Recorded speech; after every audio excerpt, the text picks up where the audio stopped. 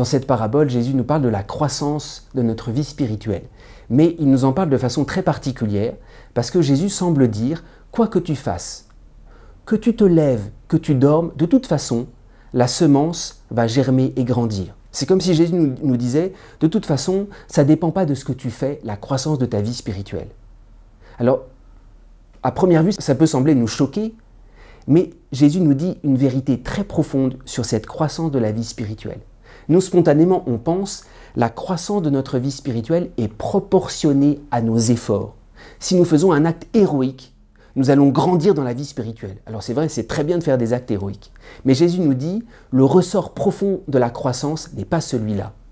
La croissance de la vie spirituelle chrétienne, c'est justement accepter qu'il y a quelqu'un qui est à l'œuvre dans notre vie, qui n'est pas selon notre rythme. Quelqu'un qui est à l'œuvre de façon souterraine et qui nous entraîne de façon beaucoup plus profonde que tous nos efforts. Il y a un très bel exemple, ou plutôt un exemple malheureux avec Saint Pierre.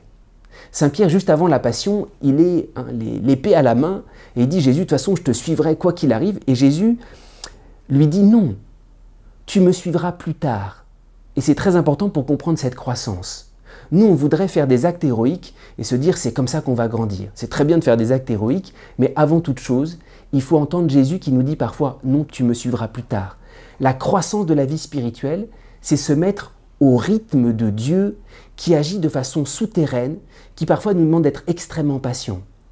Et cela, nous le vivons d'abord dans l'oraison. Dans l'oraison, nous acceptons justement de nous mettre au rythme de l'amour de Dieu.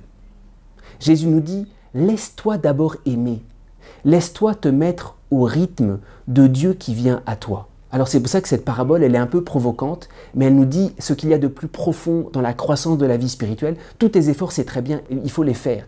Mais laisse-toi d'abord porter par un amour souterrain qui t'entraîne bien au-delà de tout ce que tu peux faire par toi-même.